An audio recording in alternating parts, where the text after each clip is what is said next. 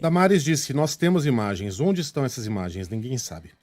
A gente já conviveu tempo suficiente com a ex-ministra das Mulheres e Direitos Humanos para entender bem qual é a maneira da Damares de agir. Como funciona o modo da Damares de fazer política.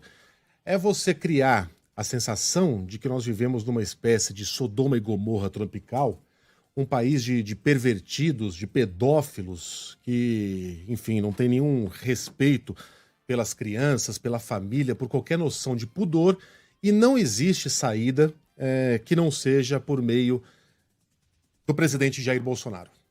É essa a imagem que ela tenta criar do Brasil. E eu lamento mesmo, do fundo do coração, sou pai de 2 crianças pequenas, que a gente tenha que levar esse áudio ao ar, mas é um áudio que foi dito por uma senadora eleita, por uma ex-ministra, por uma política em ascensão, por alguém que tem grande participação na vida pública brasileira, e dito publicamente, né? Num culto em que havia, inclusive, muitas crianças.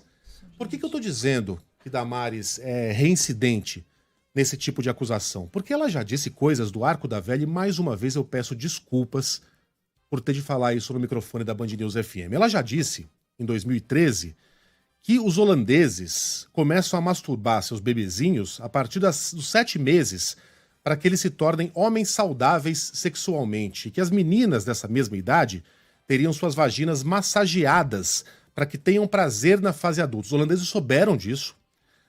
Alguns ridicularizaram, outros se mostraram indignados e afirmaram que a ministra brasileira estaria defendendo, estaria inventando fábulas sexuais contra crianças. A Damares já disse que hotéis fazenda aqui no Brasil funcionam como fachada para que turistas possam transar com animais, com bezerros, cabras e galinhas. Ela afirmou, em uma entrevista, que uma professora de Brasília estaria em dilema porque um aluno de 3 anos de idade estaria fazendo sexo oral em um outro bebê da mesma idade, só que a diretora a teria admoestado a não fazer nada a respeito, porque se ela fizesse seria homofobia. Ela disse que uma escola brasileira determinou que o dever de casa de meninas de 12 anos seria beijar meninos e outras meninas. Que crianças, a partir de 10 anos em Rondônia, recebem na escola espelhinhos para aprender a se masturbar, olhando para as próprias vaginas. Que livros didáticos brasileiros redirecionariam crianças para sites pornôs. Crianças de 9 anos de idade, que meninas de 10 anos de idade estariam enfiando crucifixos na vagina. Tudo isso sem nenhuma prova, sem nenhuma evidência. Vejam a visão que a Damares tem do Brasil. Só que agora ela armou uma armadilha para ela mesma. Porque nessa história, que parece muito fantasiosa, das crianças terem seus dentes arrancados para fazer sexo oral e terem seus estômagos limpos para a prática do sexo anal, inclusive recém-nascidos, caso isso seja verdade, não há nenhum sinal de que Damares ou o governo tenha movido 1 milímetro para que isso deixasse de acontecer. O Ministério Público do Pará foi informado? Não. O Ministério Público Federal foi informado? Não. Ministério de Relações Exteriores? Não. Polícia Federal? Não. Se há essas imagens, como diz a senadora eleita, cadê essas Onde imagens? estão essas imagens? Ninguém sabe de nada.